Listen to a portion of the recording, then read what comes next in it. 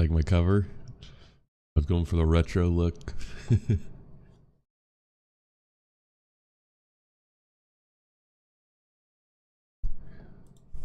Making a thumbnail for each stream now. You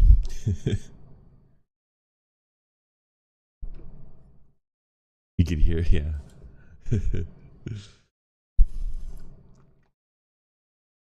Okay, we got Microsoft and Google taking hits at each other.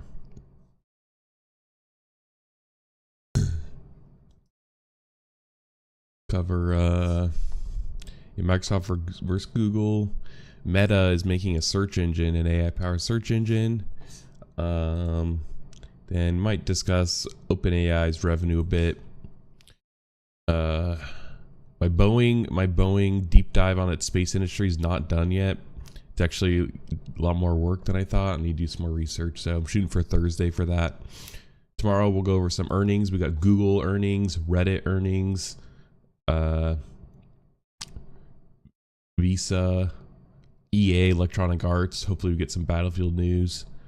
And yeah, let's jump into it.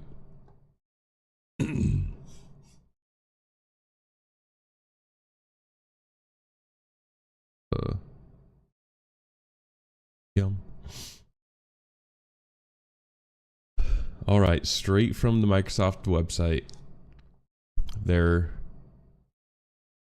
CVP, Deputy General Counsel, and Rima Aleli.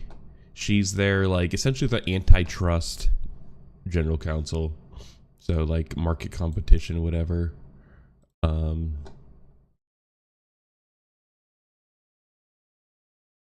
She's... yeah, Corporate Vice President, Deputy General Counsel, Competition Market Regulation Group.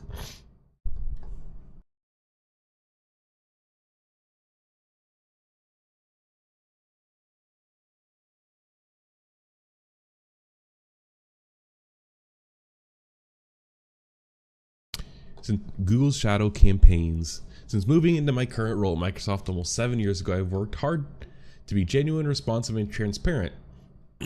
I've taken pains to tell the truth even when that might make things more complicated for Microsoft.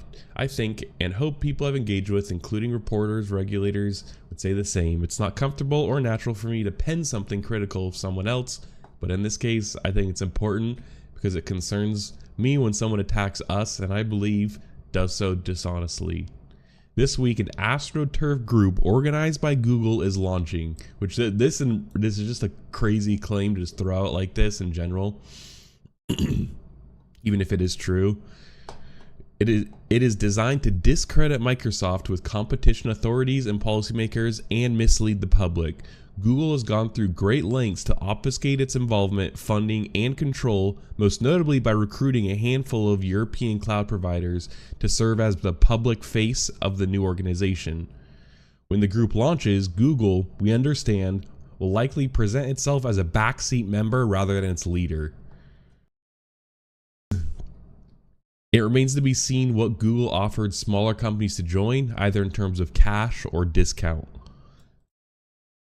In discounts, probably for the Google Cloud platform.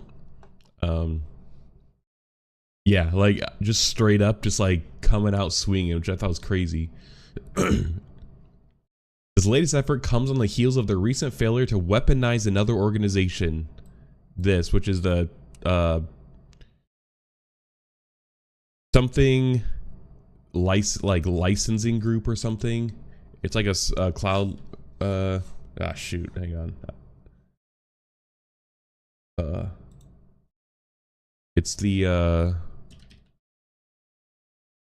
cloud infrastructure service providers in Europe,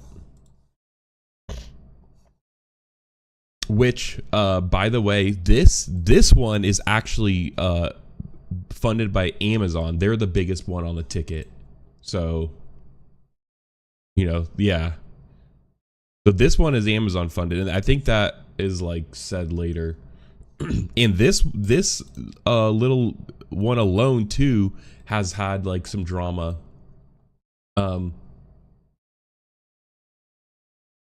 This is like recent, but like Amazon backed cloud group weighs in on antitrust complaint against Microsoft because they were suing Microsoft. And so when they point the gun at, like, Microsoft pointing the gun at Google, it should kind of also be at Amazon too here.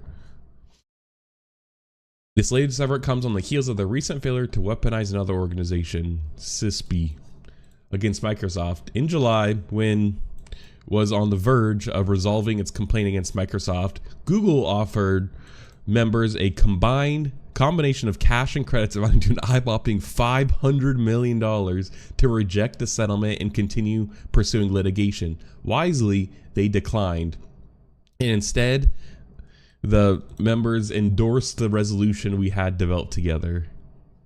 I was like, bro, that's crazy. Let's just look at the declination.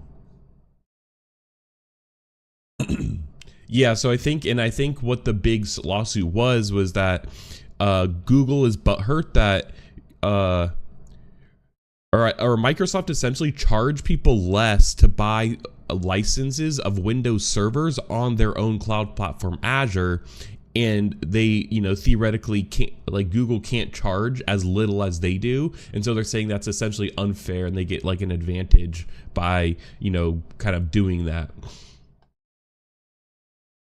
Which, like, is weird. Like, yeah, like if like Microsoft is putting has licensing rules that if resellers sell their Windows server licenses that they have to be a minimum price, and then Microsoft then undercuts that price. I mean, yeah, that's kind of fucked. Reach an agreement. Microsoft, the European Union, under a memorandum of understanding signed by both parties, Microsoft committed to make certain changes to address claims made by the European cloud infrastructure providers members, and its rule will withdraw its complaint. Amazon Web Services, a CISP member, was excluded from these negotiations. Oh shoot! Along with Google Cloud Platform and Ali Cloud. Oh, okay, I think because, like, as in saying, like, they're like, this lawsuit will neither benefit from nor be bound by these terms. Central agreement is a collaboration between these parties to release an enhanced version of Azure Stack HCI for European cloud providers to offer features that Microsoft customers using Azure Stack HCI enjoy today.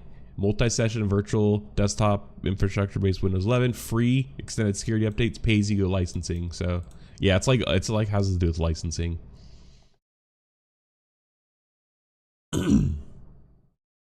Google's tactics, unfortunately, go beyond creating AstroTurf lobbying organizations. They're also speaking out in their own name in disingenuous ways and putting forward paid commentators to discredit us. Why? I suspect much has to do with the fact that Google's facing a reckoning. Never in the past 2 decades have Google's search, digital advertising, and mobile app store monopolies faced such a concerted and determined threat as they do today. And that this is true, by our accounts, there are at least 24 antitrust investigations against Google in the leading digital markets around the world. And Google search is they're trying to compete really hard with like Gemini and their AI offerings to kind of, keep up with all the other, AI tools that are essentially taking away business from its search. And with its app store, Epic Games recently sued them and won. And they have to allow third-party app stores and kind of let go of their walled garden in terms of like their app store. So I mean, they're actually they're taking hits left and right. Love to see Google struggle. Exactly, it's about time. 24 antitrust investigations against Google in the leading digital markets around the world at a time when Google should be focused on addressing legitimate questions about its business. It is instead turning its vast resources towards tearing down others. It is disappointing that with the foundation of their business facing jeopardy, they have sought to bolster their cloud computing services, Google Cloud Platform, by attacking ours. It seems Google has 2 ultimate goals in its astroturfing efforts: distract from the intense regulatory scrutiny Google's facing around the world by discrediting Microsoft, and tilt the regulatory landscape in favor of its cloud services rather than competing on the merits. Yeah, and their Google Cloud Platform, Google's always been a bit behind the other big tech, especially AWS, and really just a little bit behind Azure. And like they kind of have always undercut them in pricing, and you know they haven't actually made money. Like they forgo a profit on their Google Cloud platform for a long time to undercut the likes of Azure and AWS. And you know now that you know they haven't been doing it, but and we'll actually see, I guess, you know, come tomorrow or today after market, but we'll cover it tomorrow.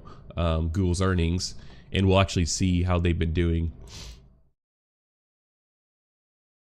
Google's new European AstroTurf lobbying organization, just it's crazy. We recently learned that following its rejection by CISP, Google pivoted to stand up its own AstroTurf lobbying organization. It hired lobbying and communications agency in Europe to create and operate the organization. And it recruited several small European cloud providers to join. One of the companies approached, who ultimately declined, told us that the organization will be directed and largely funded by Google for the purpose of attacking Microsoft's cloud computing business in the European Union and the United Kingdom. Of course, the innocuous recruitment document omits any mention of Google's involvement and the actual purpose of the organization. And they just sort of linked the document hosted on Microsoft. And it's essentially just like, you know, like, oh, like, you know, it's being formed to advocate for fair and competitive and open cloud services, industry across the UK and EU. It's like collaborative advocacy group, you know, like our goal is to address key challenges facing cloud industry. Like it could just be AI generated. Like it's literally just like so basic like that. That it's just like whatever. It's just like, yeah, the advocate for open standards, interoperability, work with policymakers to shape regulations. Excuse me. Foster innovative, competitive, and competition in the public sector. Why join? You know, influence industry standards, networking events, advocating representation. And then I looked up these two guys. I'm not gonna do it on stream to like, you know, I don't know, whatever, dox them. And yeah, this like DGA group is just like essentially just like a paid, you know, advocacy kind of group. We can look these guys. Let's look them up. Global advisory firm that helps clients protect. Yeah, it's like typical, like, I don't know, like corporate kind of like consulting group. So it doesn't really give much. But it doesn't, I don't know, it's hard to, like, you would never guess Google's involved, like, unless Microsoft said this. And these are still technically claims, I guess, you know. Okay, we've been informed that this organization will be led by Nikki Stewart, who personally penned complaints against Microsoft and Amazon Web Services in the UK Competition and Market Authority's ongoing investigations into the cloud computing market. Like, literally there's name dropping, and this one is like I mean, like, just like typical, like why that, you know, they essentially like lock in customers. Look at Microsoft. Not only give away extension educational programs for education, they regularly pay individuals day rates or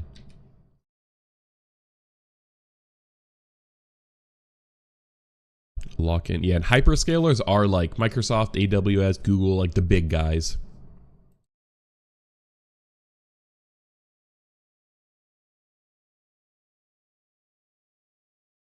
Yeah. Anyways, that one's not as cool. In September, Google took an unusual step. Excuse me. Google took an unusual step and publicly announced that it had filed a formal complaint concerning Microsoft's software licensing practices for the Google Cloud in the European Commission. Like, that's just kind of weird. It's just like, okay, like, and this is September, and so this is kind of where it started. It really seemed like, because Google actually swung the first, you know, they fired the first shot.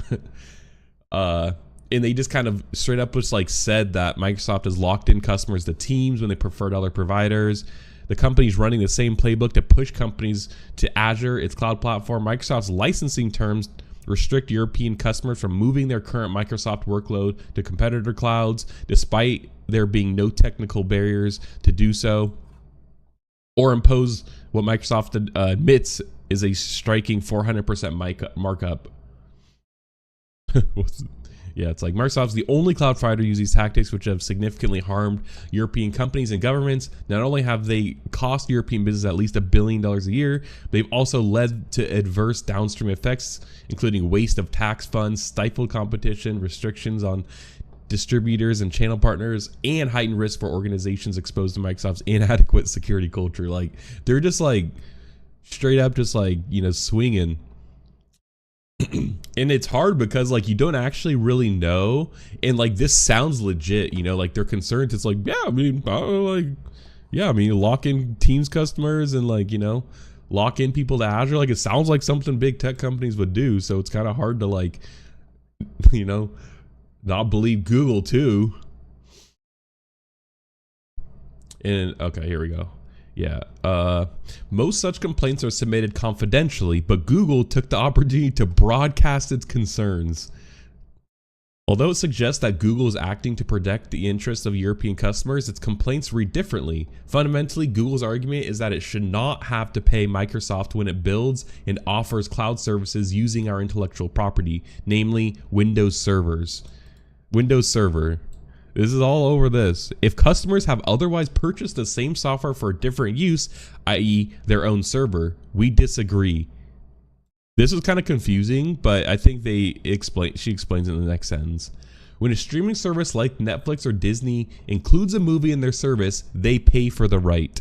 They don't get a credit or discount if the subscriber happens to own a DVD of the same movie. Software and cloud are no different.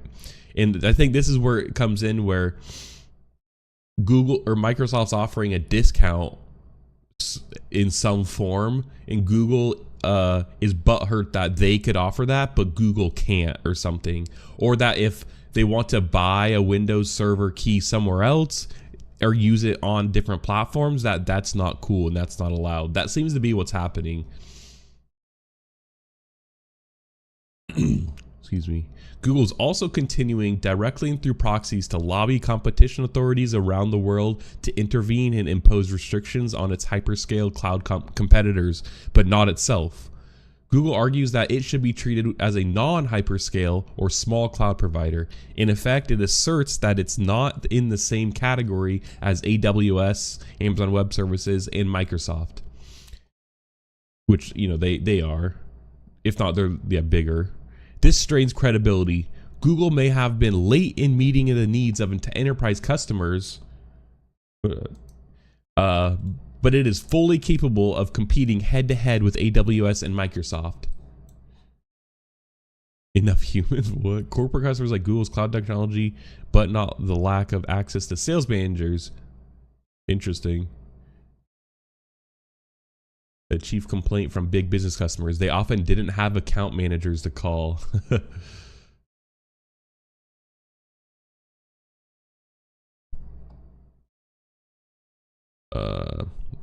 Yeah, it does not need competition authorities to put a thumb on the scale in its favor.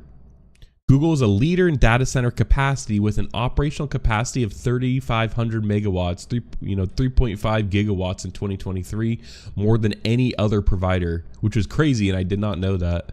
As one of the world's most valuable companies, last quarter it achieved a 29% growth rate in its cloud business and invested $13 billion to grow its infrastructure.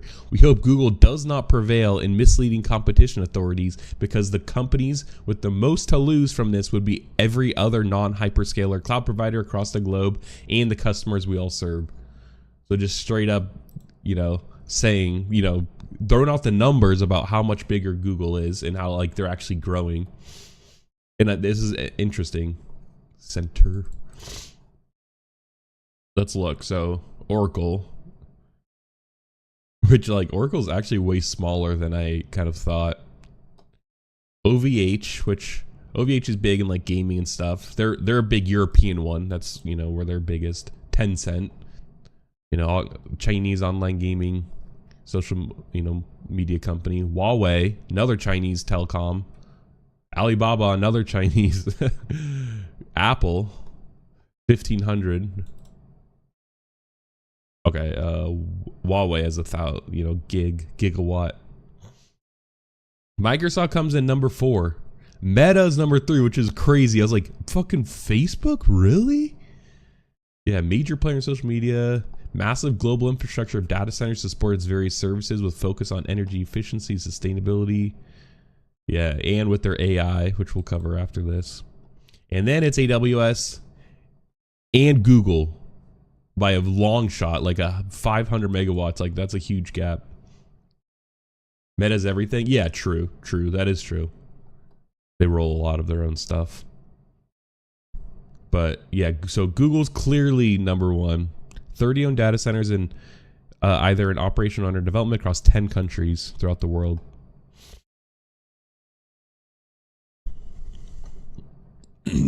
Google's pattern of shadowy campaigns. Is that the, I don't know. So now they're saying that it's not only do they have this one, but they have a pattern of doing this. In Europe and in the US, Google has taken a page out of its decades-long playbook for litigating against antitrust enforcers.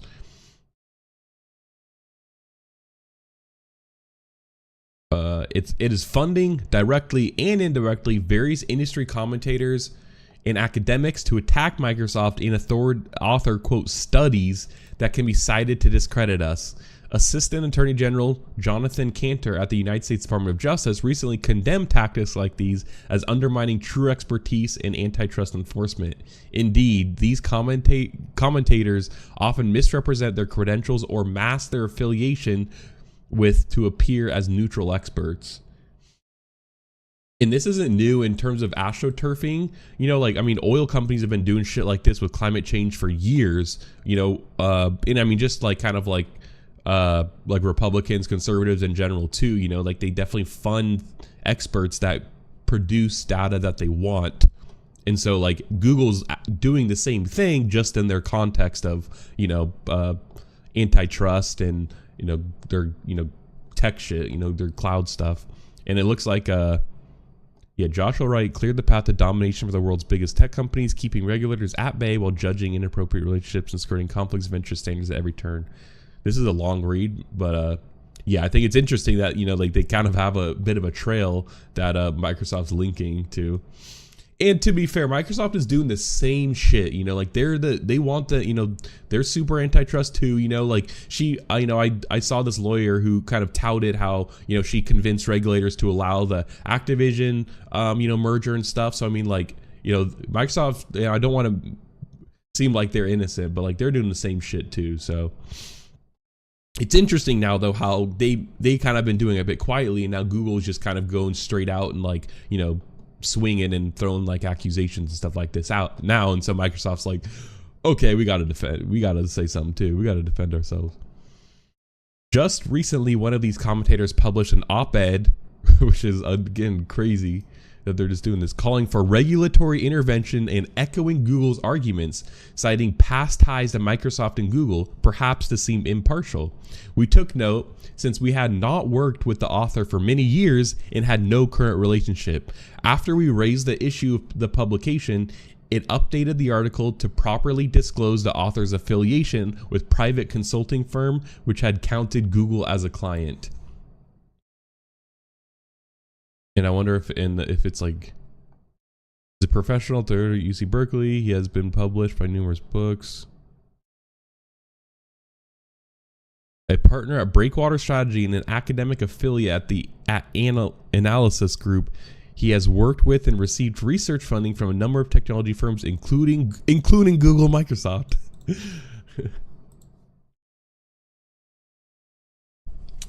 So it's like Microsoft's old clients, like, yeah, we used to pay them, but Google's pays them more now. They stole them away. We can't have stuff like this on for us now. It's like now they're just touting Google's rhetoric, not ours.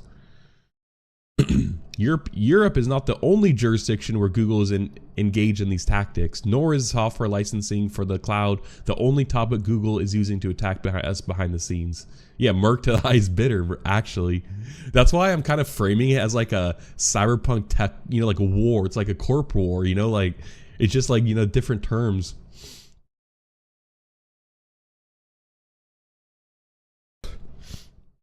Excuse me. We understand Google's a main funder of the U.S. Okay, so now we're getting to the U.S. We understand Google's the main funder of the US-based Coalition for Fair Software Licensing, which has levied a tax on our cloud computing business in the United States, the United Kingdom, and the EU. The organization is run by a well-known lobbyist for Google in Washington, D.C., but Google's affiliation isn't disclosed publicly by the organization. Let's actually just look up this fair licensing. I looked at some of the others, but I didn't look this one up. Coalition for Fair Licensing, Software Licensing Principles. Oh,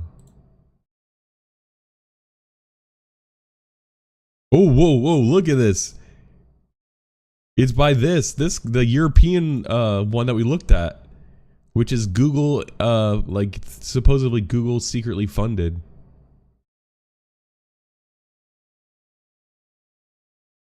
Alliance for Digital Innovation. These seem like literally like AI generated, like like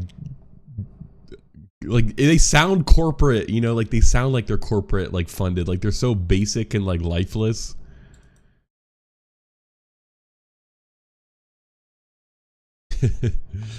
Federal and state governments must prioritize innovation to provide efficient and secure digital services for citizens. Like, this is crazy. All right. Google has also attacked us on topics ranging from cybersecurity to our business in China, pitching stories to reporters, suggesting questions to congressional offices ahead of hearings, which this is actually crazy. Like, imagine, like Satya Nadella, like the Microsoft CEO, or someone's going to speak in front of a congressional hearing for whatever reason, and Google behind the scenes is going to, like, congressmen who they have in their pockets and is like, hey, you want a good clip? You want to own Microsoft? Like, ask these questions, or suggesting questions to congressional offices ahead of hearings and distributing documents in major capitals around the world. Earlier this year, Google distributed a quote fact sheet in Washington, D.C., attempting to drum up concerns about our approach to the Chinese market.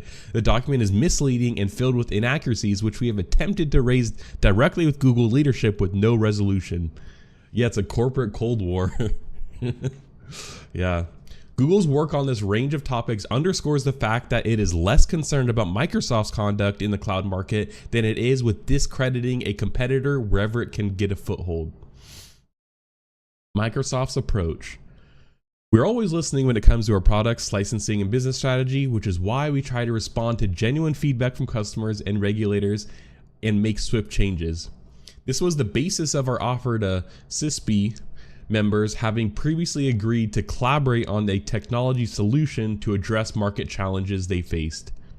It was logical at the time, and continues to be, that we did not make the same changes for hyperscale providers like Google and Amazon, who are very differently situated in the marketplace.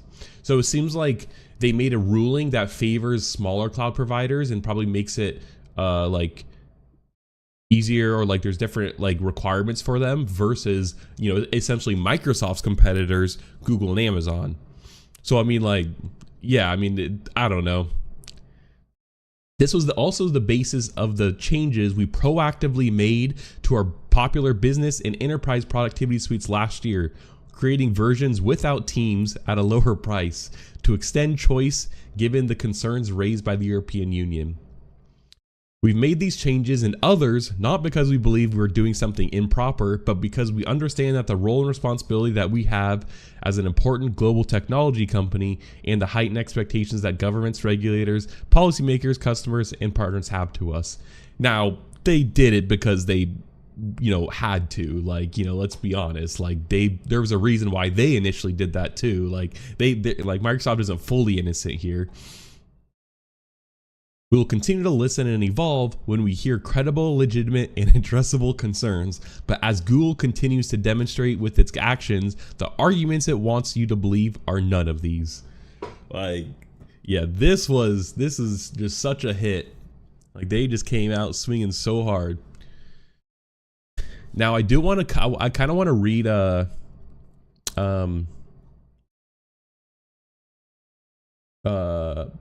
let's read CNBC first, and then we'll look at I want to look at like The Verge or Ars, like a more technical blog. Who they have a lot under these guys have like a lot better understanding. I feel like they might explain some things we don't. But let's just take a look at CNBC quick.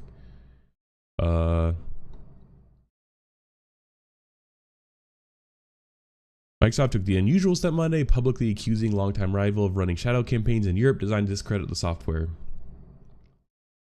The conflict represents a fresh fight between two companies that do battle in cloud infrastructure as well as online advertising and productivity software. Google faces heightened regulatory pressure in Europe and in the US, where it's in the midst of a second antitrust trial in a case brought by the Justice Department. Yeah, this one's big.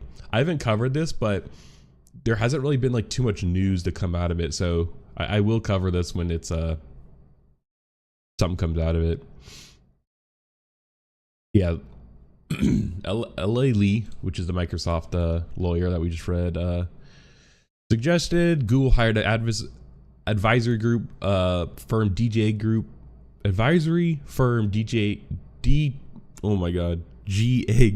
to set up the Open Cloud Coalition. One company that opted in not to participate in the Microsoft Coalition received financial backing from Google.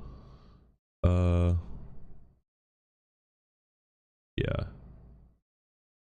Yes. Okay. So right. So in this here, actually, Google responded, like press outlets reached out for comment, and Google was like, "Yeah, we'll talk. You want to talk about it? Like, let's talk." It's like, bro. Usually it's like we're declined to comment, but nah, they're ready. We've been very public about our concerns with Microsoft's cloud licensing, a Google Cloud spokesman said in an email. We and many others believe that Microsoft's anti-competitive practices lock in customers and create negative downstream effects that impact cybersecurity, innovation, and choice. In September, Google said it was filing a complaint against Microsoft with the EU's executive body, the European Commission, over what Google considers unfair practices for licensing the Windows Server operating system. Microsoft said on its website that clients can save an average of 36% when they use Windows servers on Microsoft's cloud instead of on Amazon Web Services. Yeah, so this is the crux of it. Microsoft's giving Azure, their cloud people a Windows Server licensing discount.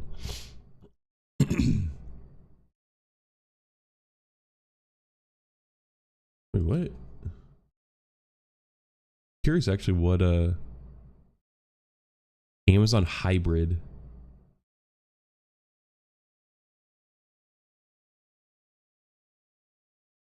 Yeah, I mean, like this is for like, huge, like these are for like mega corp level, like, saving money. Like Amazon leads the cloud infrastructure market over Microsoft and Google, which is interesting, even though Google has more cloud data centers. But it's actually probably because Google Search requires a lot of data centers, and they have a lot of other software products. Google's established a pattern of going after Microsoft. Google funded the Coalition for Fair Software Licensing that in 2023 asked the U.S. Federal Trade Commission to investigate Microsoft.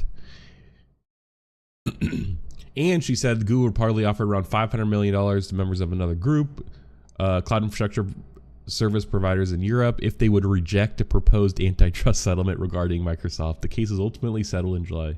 Yeah, so it's crazy. Okay, this one, this is a lot. I did pre-read this one, but there's a lot more, that they share in this one. Yeah, Microsoft. On Monday, Microsoft came out guns blazing, posting a blog accusing Google of dishonesty, funding groups conducting allegedly biased studies to discredit Microsoft and mislead antitrust enforcers and the public. Alleged an AstroTurf group, yeah, Google Cloud Coalition, yeah. So we got the context. Okay,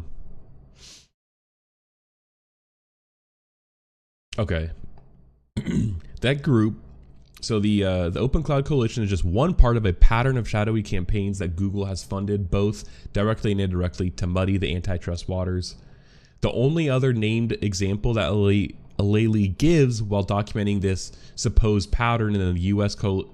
is the U.S. Coalition for Fair Software Licensing, which Aleli said has attacked Microsoft's cloud computing business in the U.S., United Kingdom, European Union.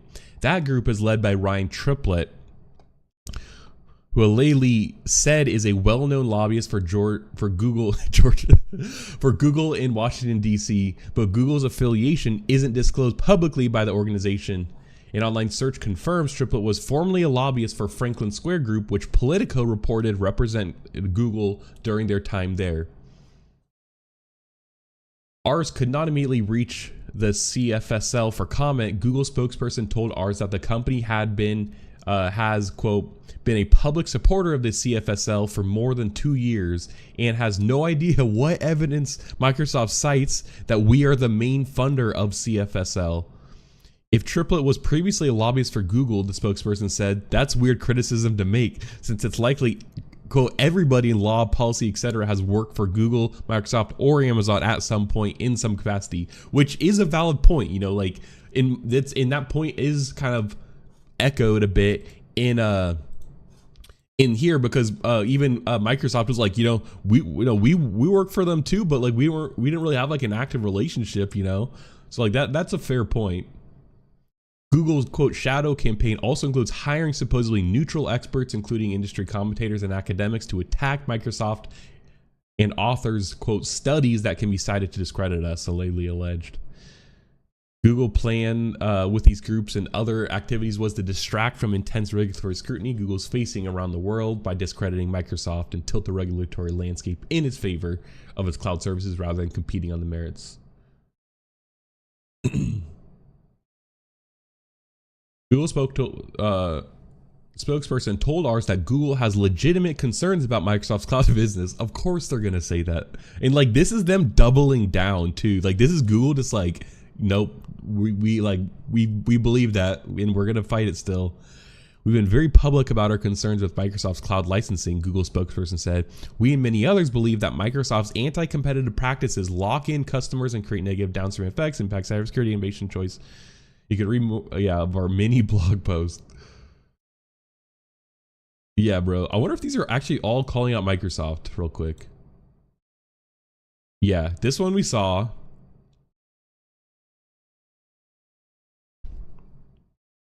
And it's interesting, like, yeah, like head of risk and compliance, head of security policy. Like these are like kind of like, like the corpo types, not like more like business types, not engineering, I guess.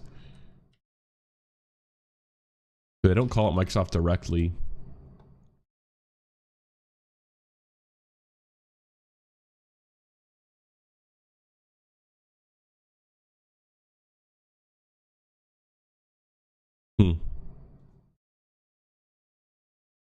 Yeah, this is essentially, dang. So I've been doing this for years.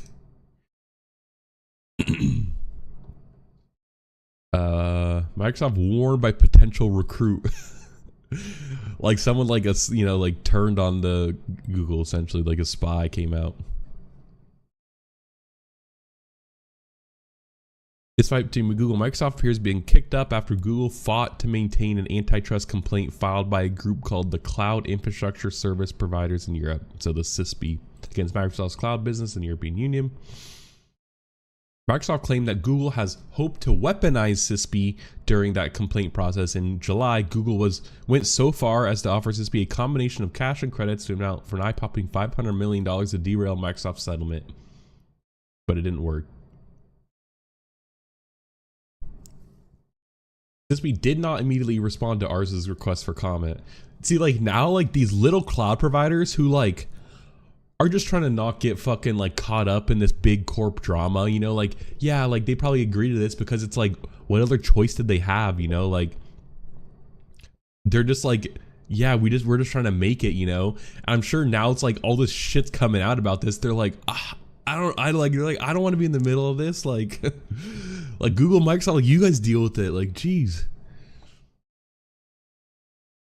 Additionally, Google filed its own complaint with the European Commission in September over Microsoft's Azure's cloud platform. In a blog, Google alleged that Microsoft's licensing terms were anti-competitive, written to restrict European customers from moving their Microsoft workloads to competitor clouds, despite there being no technical barriers to doing so, or impose what Microsoft admits to a striking 400% markup. Microsoft has defended its software licensing practices, accusing Google of arguing that it should not have to pay Microsoft when it builds and offers cloud services using our intellectual property.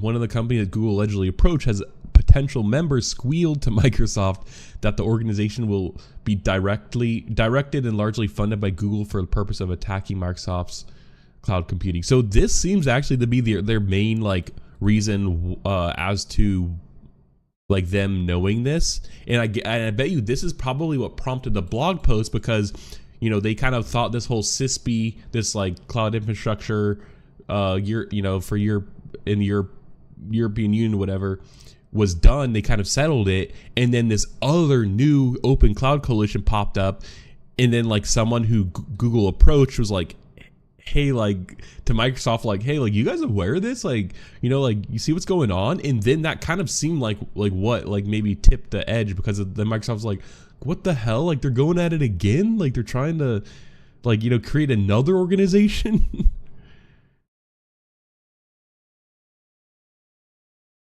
Shared the recruiting document for the group, noting that it doesn't mention Google or Microsoft, only innocuously claiming that its mission is to create a fair, more resilient cloud market. As Microsoft sees it, Google is attacking Microsoft to distract regulators who continue to threaten to dismantle its core business in search and online advertising. On top of challenging various aspects of Microsoft's cloud business in the EU, Google allegedly also distributed a misleading fact sheet in Washington, D.C., attempting to drum up concerns about Microsoft's approach to the China market. Google's work on this range of topics underscores the fact that it is less concerned about Microsoft's conduct in the cloud market than it is with discrediting competitors where it can get a foothold. Yeah, I wonder what if this fact sheet has ever been like leaked. Like, I wonder if I could like find this, if we could get this on a stream. Fact sheet. Google fact sheet in Washington, D.C. I doubt like this is like so low level, just like searching. I might put in time to see if I could like uncover anything like this.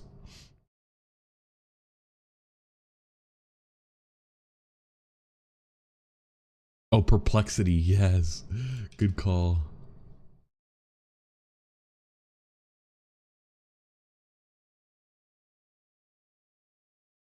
Perplexity AI.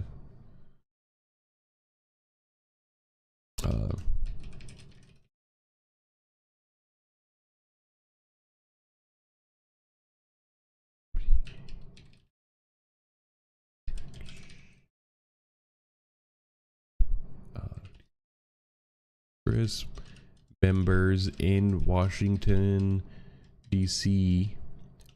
regarding Microsoft's practices in China. Can you find me that fact sheet? I don't...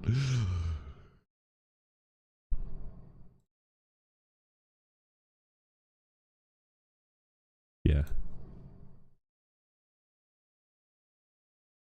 Oh, it actually already indexed this, which is interesting. I mean, this came out just yesterday. I doubt. Yeah, this was probably hard. Let's see. It's like where the source is.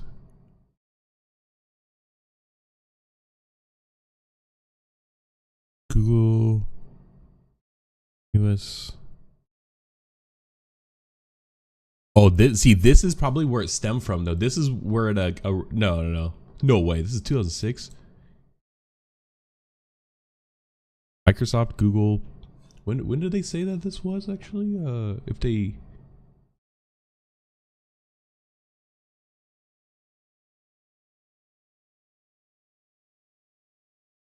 Pitching stories, reporters. Yeah, this is probably too old. But that's actually interesting. They pulled this like hella old transcript. The Register is actually a pretty good source too for like tech stuff like this. This is probably what it was referring to.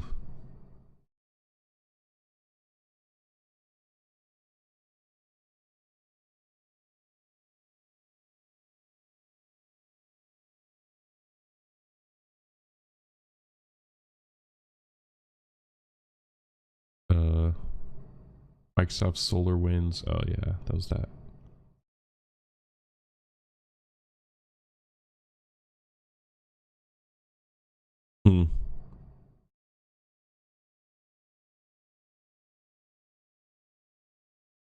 Now I'm curious because I bet you if you go back and like watch like the actual like hearing, you could probably see things that like maybe like how like the people on like from Microsoft react to questions, or maybe even just the questions in general that are maybe like a bit more like like formed, especially for like someone who maybe like a congressman or someone who maybe isn't.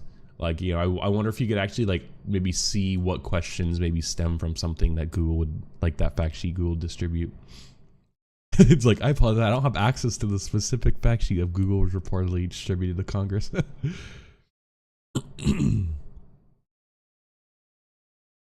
Yeah, so it's just citing what we read. Claims that this document was misleading. Microsoft states that they attempted to address the inaccuracies. This fact sheet distribution as part of Microsoft described as Google's broader campaign. Like, that was interesting. I mean, it definitely summarized it pretty well based on the blog post, though.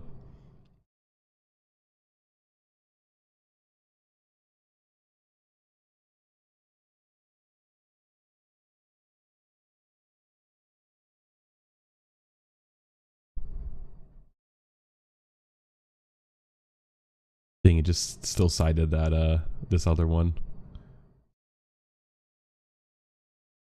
Yeah, I mean, it did really well still. Oh yeah, cool. Yeah, I need to use it more actually. I'm still just like the old chat GPTer.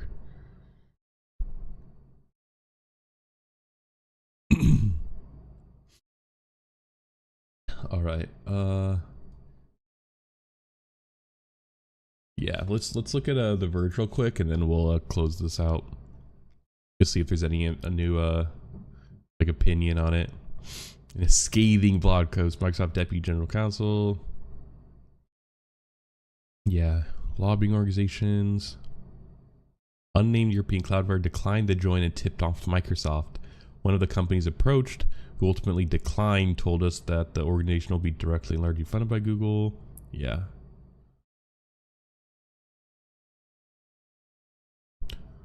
Weeks after Google filed an antitrust complaint to EU regulators in September, the search giant accused Microsoft of unfair licensing. Yeah.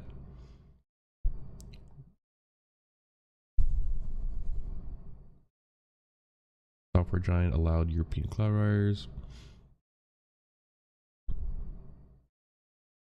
Yeah, so they seem to be seems to be the Google's distributed comments on the issue. Oh, here we go. Google Cloud Vice President, this is new. Amit Zavery told reporters last month Microsoft makes its customers. Okay, so this is interesting. Yeah. Well, I think this is actually this blog post that we looked at. Yeah, Amit Zavery. Yeah, it's this guy. So they're referring to this blog post. 400% markup.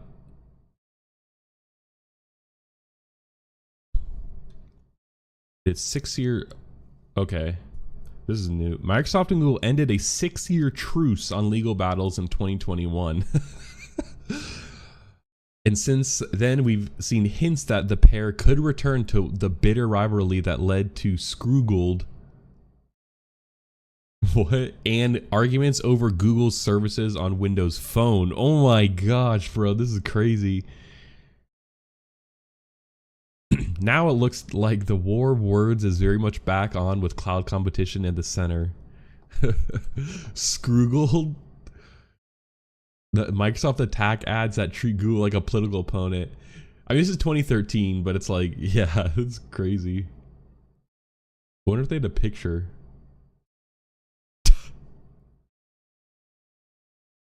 Bro, no way. Microsoft started selling hats, mugs, and t-shirts and hoodies with a distinct anti-Google message bearing phrases like "keep calm" always dude. Dude, this is crazy. I didn't know this happened. This is 2013. They're the latest wave of Microsoft's long-running Googled campaign designed to frighten people away from using Google services. That's crazy. This war has been going on for a while. How does Google feel about Microsoft's clothing line? The company appears to be taking it in strides. Microsoft's latest venture comes as no surprise. Competition in the wearables. This is when like fucking smartwatches were becoming a thing, is really heating up. That's funny. Yeah, and this is Steve Ballmer. This isn't the current. This is the old head. This isn't Satya Nadella. Bill Gates, was gone. Yeah, interesting. I mean, like, it's been going on for a while, but like, yeah, this is interesting. It's kind of getting like we're getting to the point where like they're like getting governments to try and sue and break up each other because they can only do so much like themselves against each other. Like, in order to do that, Google has to start these AstroTurf campaigns. They have to kind of fund these, like, sway the regulators, create misinformation, whether it is misinformation or not. It's not quite sure. It's kind of a pointing fingers, but yeah, you want that hat. Yeah. Yeah, it's crazy. This is crazy. Go back, thumbnail. Crazy time.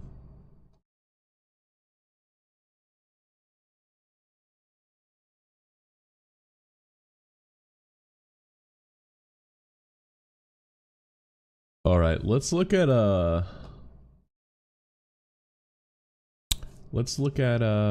Meta.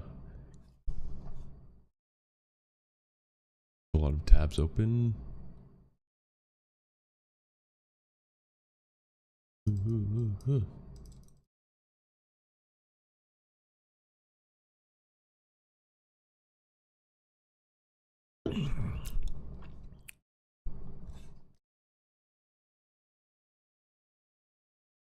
Oh, I forgot the topic thing again.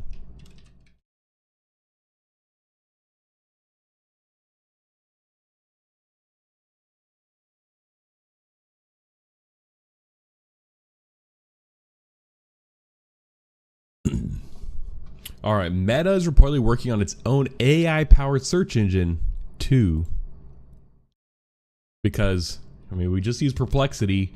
Microsoft has Bing Chat. Google has Gemini. The AI-powered search engines are definitely kind of like one of the standout like AI tools that seems to actually be getting real traction. So it's interesting. And I think ChatGPT has internet access. I'm not really quite sure how that works, but it's Bing. It has access to Bing sometimes. Claude, Anthropic's, the ChatGPT competitor doesn't have access to the internet. So that's, something for them to kind of expand into too. So and let's just think about this in general, like before even reading this, like Meta, Facebook, whatever, they have their, Facebook Pixel, and their Pixel arguably has probably collected some, like they have so much data, they have so much like websites indexed like already that like this is like just essentially writing the front end to, kind of, I mean, it's more than that, but like the Facebook Pixel has access to so much data and websites that like this is like kind of a easy transition, I feel like. And there's been so many lawsuits too about this Facebook Pixel because it's been accessing so much data when it shouldn't. Side note, but yeah. Meta's working on an AI-powered search engine to decrease its dependence on Google and Microsoft, according to the report from The Information. They always have the fucking scoop, this website. I don't understand. The search engine would reportedly provide AI-generated search summaries of current events within the Meta AI chatbot. What? I didn't even know Meta had a chatbot.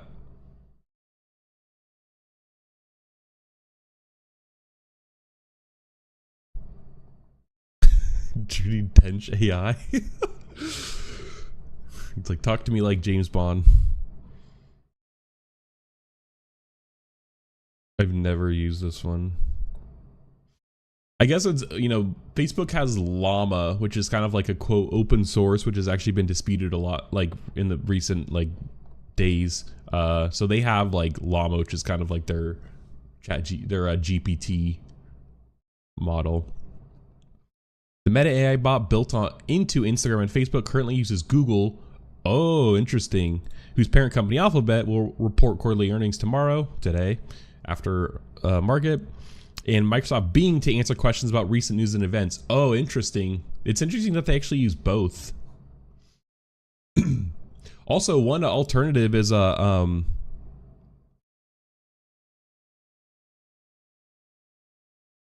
Brave Search actually has an API now.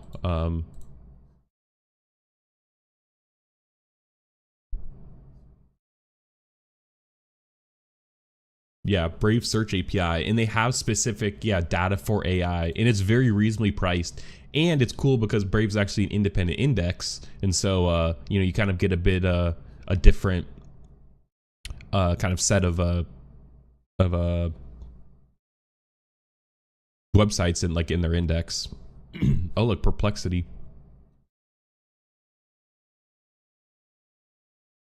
Kagi's another big kind of new search engine popping up. I've never heard of Ghostery. Chegg, that's interesting. Turnitin. They probably use this for like plagiarism. But yeah, Perplexity is using them. So interesting. That could eventually change as Meta's web crawler has spotted roving the web months ago. Yeah, and this is kind of when I covered the Perplexity a bit. Like if we go to the robots.txt, we could see if you know, if they kind of no, they don't have. Oh yeah, Facebook bot right here. Okay, they got it. They don't want them to scrape it. Oh shoot, can you not see that? Yeah, I mean, they have the Facebook bot right here. And they got the Claude. So it's interesting that the Claude web bot, they must be crawling just for the training it. Yeah, but it's Facebook, Perplexity.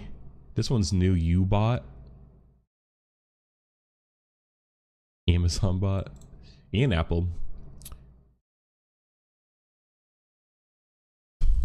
8 months ago to build a database of information for its chatbot. So they've been working on this for a while. That is the this is the robots.txt file for The Verge. This is just like websites have this, and you could essentially kind of, you know, loosely tell like bots like what you do and don't want them to access on the website. So like they're essentially saying the Google News bot, they don't want it to scrape like their admin page and their like login page and stuff. And then when it's like this, they just don't want to access the website at all. And a lot of times they just like, Google just ignores this. Like, you know, for being honest, like they just don't care. And so it's kind of just loose standards, but anyways, yeah. And so sometimes you could go and see, and like, you know, they like add in these user agents. You can just kind of see like what bots have been kind of poking around, and they don't want them to like scrape their data. Most websites have these, like big websites. Yeah. I actually think like Google was like around like part of creating this even, but yeah. But all right. Yeah, so it's been scraping that for 8 months. Which actually I wonder, fuck me.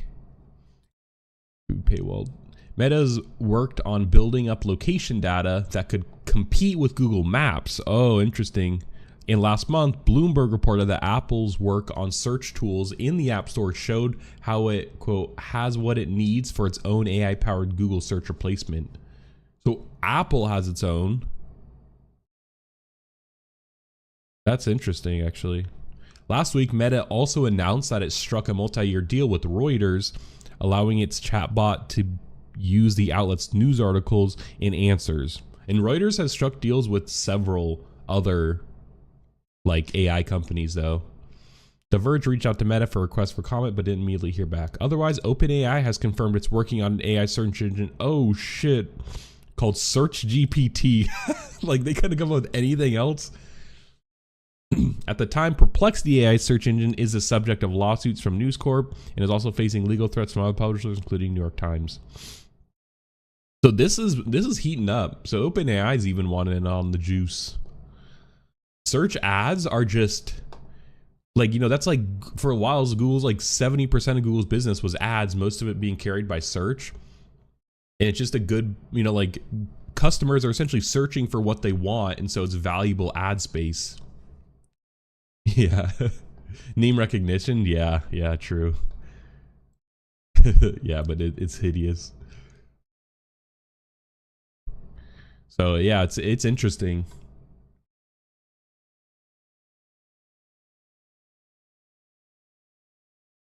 Bit of an alternative opinion. Tom's Guides. Yeah, but Meta just wants in on the juicy search ads, and that's what it comes down to. I mean, Meta, like Facebook's an advertising business, like that's how they make their money, and they need more opportunities to capture different segments of customers and to show different ads to them, to kind of like keep growing essentially. And yeah, this seems like a likely it seems like a good like, but I don't know, the fact that it's only within the Meta AI chatbot just seems weird, because like who's using Meta AI, like who's using the Meta AI chatbot and not like ChatGPT, like Claude, Anthropic's Claude, or Perplexity? Like like this is kind of like the normies version, maybe. Like I don't know, because like there's definitely like people kind of use like Instagram like as their primary social media. Like it's just kind of, is that the social media thing? Meta AI is like, yeah, it's like you could only access it like via like their apps and stuff, like their chat.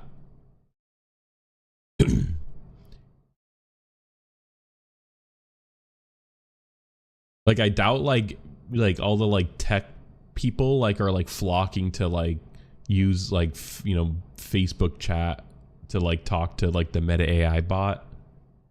Insta chat, yeah, you're right. And so I feel like that's kind of like, it's more of like that crowd they're just trying to target among normies. Yeah. So yeah, I feel like it's just trying to expand to them, or give them like convince them to use it more, keep them essentially within the app, maybe even like talking more strategically, keep them within the app, don't and then when they leave the app they go to Google or whatever. But they said that Google and Bing, they use it within the Meta AI chat. So yeah, maybe it is just really they just don't want to give Google and Microsoft like money to do this. Google search, like using something like that, Google charges a lot, like compared to like this Brave API. Like this is like cost per million or cost per mil, like 1,000 or something.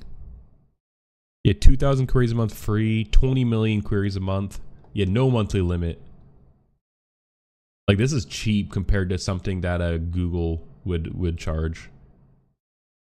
And granted, Google's, I don't know, like Google search is like definitely is not the best anymore. Like they may be like up there, but like they're not like the de facto like best search engine. Like I couldn't even tell you the last time I had to move over to Google search because Brave didn't give me what I needed.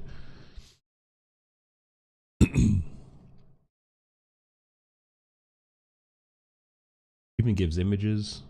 The news one, their news is okay. I've been using their news one a bit for search. But yeah, it's interesting. With storage rights. Will they even have a spell check? Yeah, but I do really like that Brave is independent. I do really like that. Anyways. Led by, okay, here we go. Led by senior engineering manager. I don't even, I'm going to try and say that name. Wei-Wan Su.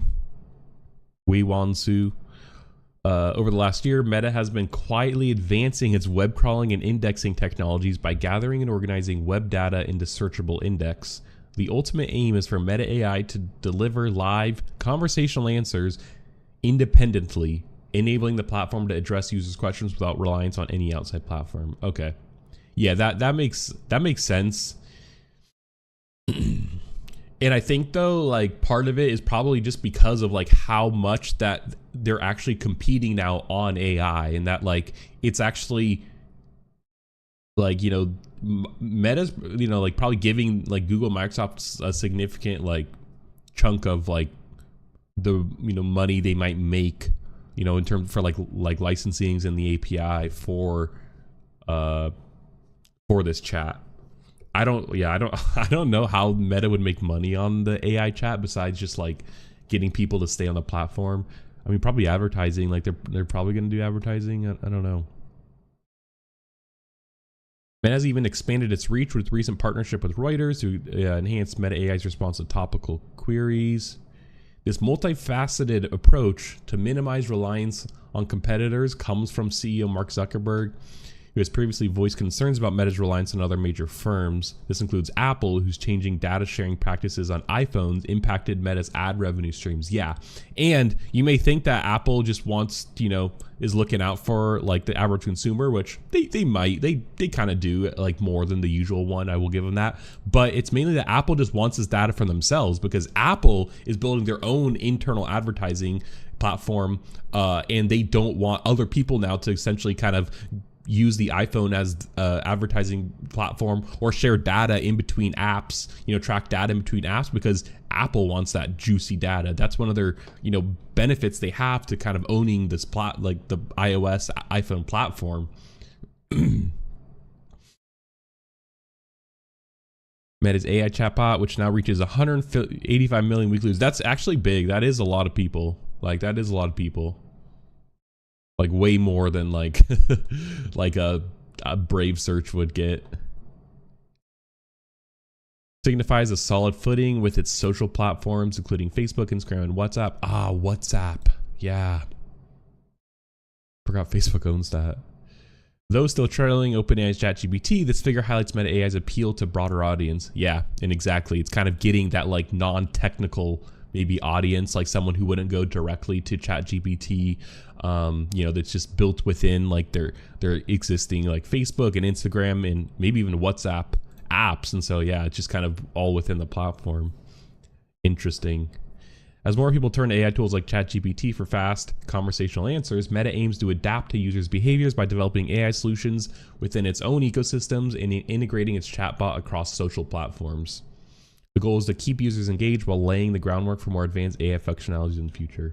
Yeah, they're essentially just like trying to keep up so people don't go to like, you know, the other like big normie-ish ones, probably like Meta or Google Gemini, Bing Chat. I don't know who actually uses Bing, let's be honest. Until like Meta could kind of catch up a bit. But I don't know, they seem to be like doing pretty well. So I got one more here, and then probably call it. When was this? This was yesterday. Okay. Sung from the hit from Apple's an Apple privacy feature 3 years ago, Meta reportedly looking to decrease its dependence on Google and Microsoft. Meta is developing a search engine for its chatbot. Partners with Reuters. Working on indexing the web for at least 8 months. The company's goal is said to be to integrate indexes into Meta AI, given the chatbot's alternative Google search and Microsoft Bing. Meta publicly disclosed its web crawler tech this summer, only saying it was for training AI models or improving products, without stating outright that it was building a search backend. Senior engineering manager is reportedly leading the project, and I wonder what he's worked on in the past. I wonder if I could easily find that.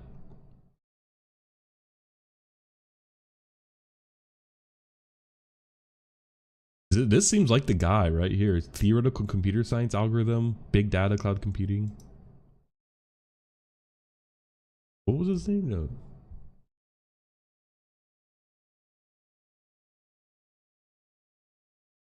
It's like he doesn't even have a LinkedIn that comes up.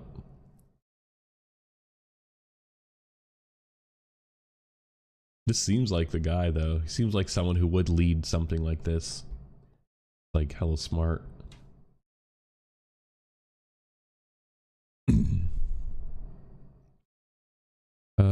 Stung the company, like Apple's app tracking transparency. Meta previously said the iPhone privacy feature introduced in 2021 would cost over $10 billion in lost ad revenue. Like, that's insane. It was concerned about the features it was sued for allegedly evading its rules. Yeah, bro, this is why, bro, they're losing 10 billion. The thinking is that CEO Mark Zuckerberg wants Meta to be autonomous as possible and avoid a repeat of that if Google or Microsoft were to cut off its access to web searches. And I think this is they're just scared that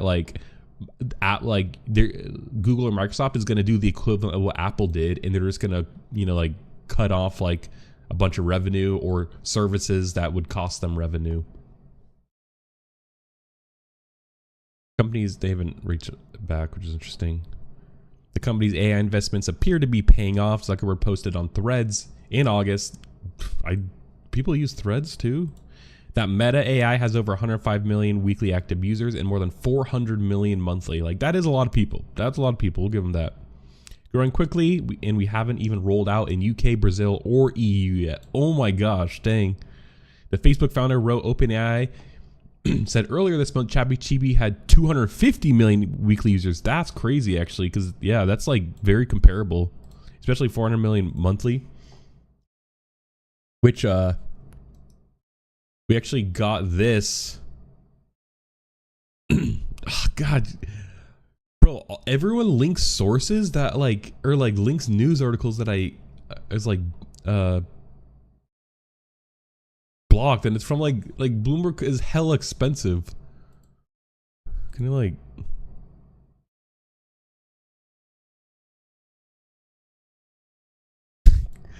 let's see this. Let's see if I can get this here.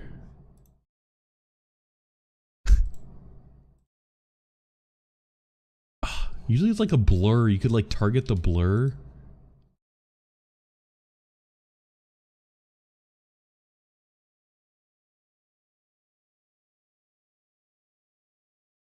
Brave's reading mode doesn't work. Sometimes that passes paywalls.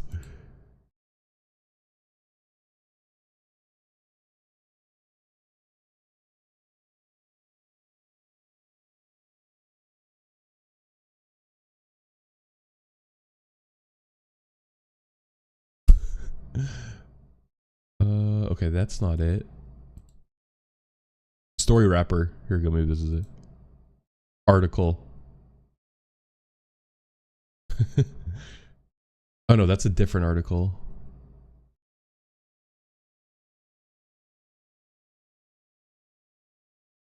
Riveting content. This is all I'm doing. I'm just going down.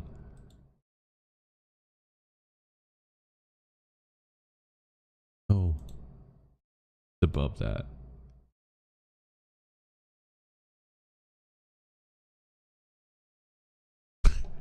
In an interview,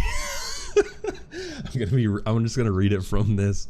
In an interview with Bloomberg TV on Monday, Fryer said that roughly 75% of OpenAI's business comes from consumer subscriptions. The company's paid consumer plan for its chatbot ChatGPT currently starts at $20 a month.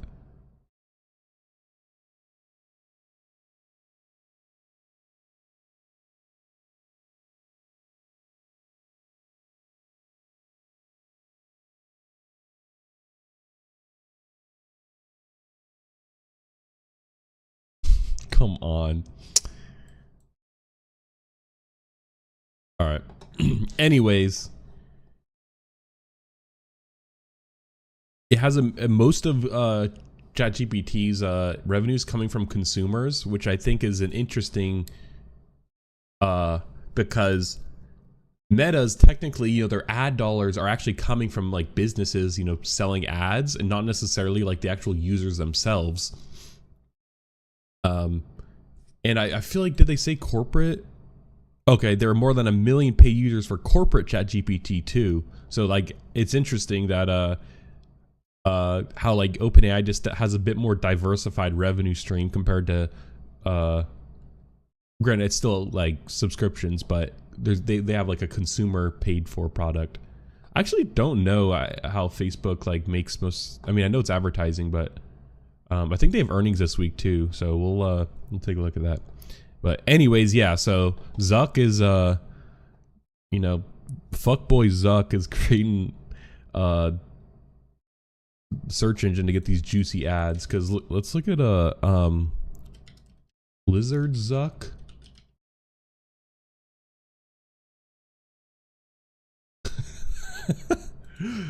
God damn it.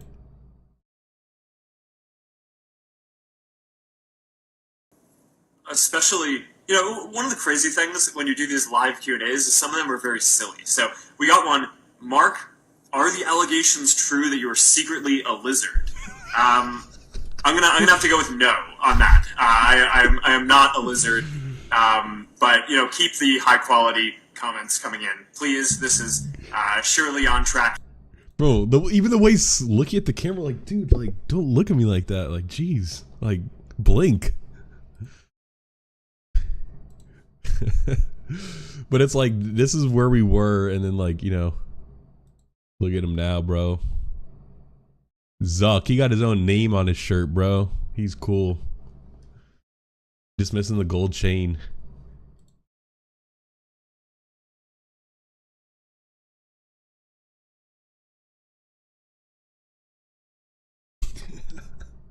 Like, shit, bro. You got a spray tan and everything. You got the perm. You got the ramen haircut. Yeah, Logan Paul, exactly.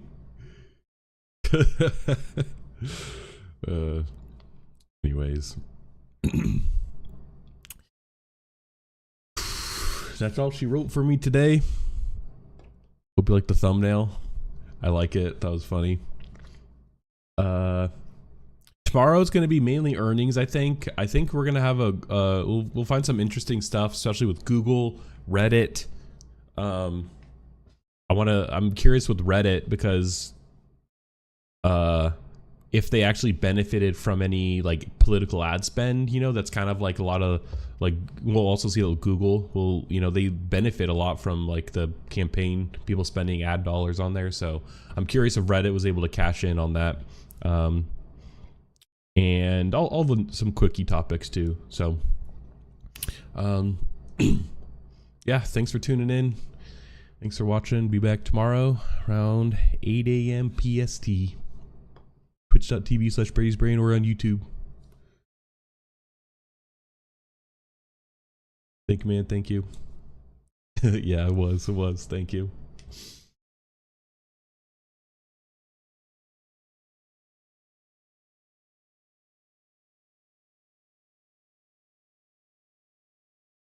See ya.